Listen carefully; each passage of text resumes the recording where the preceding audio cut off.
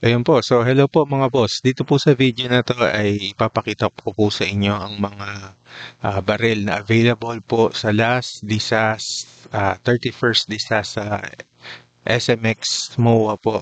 Ah, ito po yung mga under 20,000. Hindi po kasama yung firearm registration at dapat po ay may LTAC po kayo.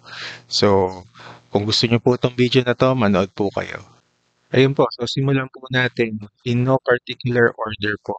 Ito po ay isang Sam Eagle XL 1911 17 plus 1 at nagkakahalaga lang po ito ng 18,000 nung gun show price. Pero pwede naman po kayong humirit sa shooters, locally made po ito. Ay, kung wala delivery yan eh. Tsaka wala lang siyang wala lang siyang pulot.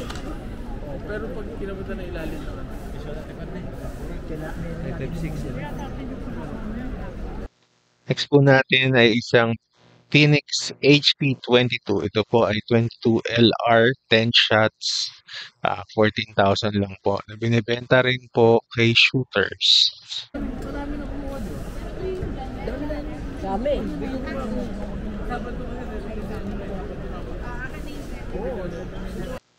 Ang next po natin ay isang Norinco PPN. 380 po ito. At nagkakahalaga lang po ito ng 10,000 pesos.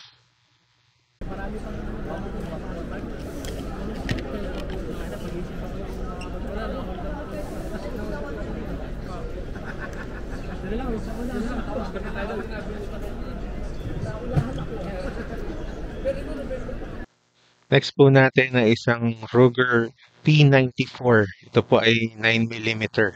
So, 18,000 po ito. So, ito po branded po ito ha.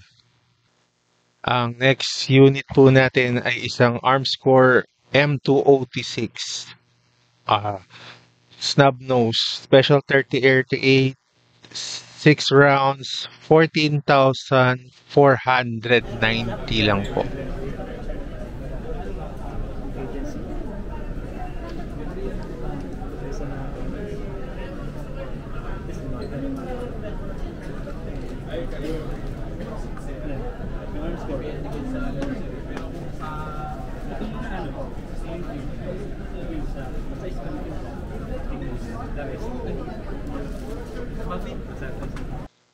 Next unit po ay isang RIA M200 Special 38 din po, 6 rounds at nagkakahalaga lang po ng 12,400 pesos. Yun, so kung makikita po ninyo itong video natin ay sari-sari po. Halos lahat po ng calibers ay ah, nakita po ninyo kung ano po yung mura. Next po natin ay isang Lancor LDN 412 12 gauge shotgun 4 plus 1 pump action. Probably made in Turkey po ito. 13,500 lang po.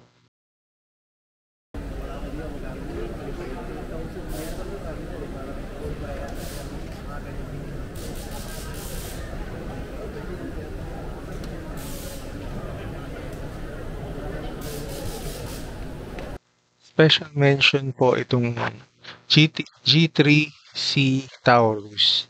Nakita nyo naman po, ang daming kulay. Ito po kasi isa sa pinaka bestseller ayon po kay Trust Train. Daming kulay, subcompact, 9mm, at maayos din pong unit at polymer din po siya. Kaya magaan. Tamang-tama na pang carry. Another kasama po sa special mention po natin ay isang Sentinel ng SAM. So shooters din po may gawa nito, locally made. Ito po ay isang foldable 5.56 AK style. Pag binili nyo po ito ay meron pong kasamang 2 magazine at 50,000 lang po. Pinidyo niyan, di ba? Pinapulit. 56 niya. Wala pa.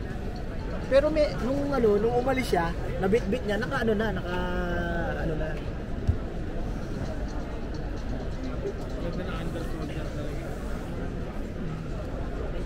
May tatas din pala yan. yung nga, ba't ang ganda nun? Ang last po natin ay isang Sam Trailblazer na 5.56 M4 style po ito with 2 magazines.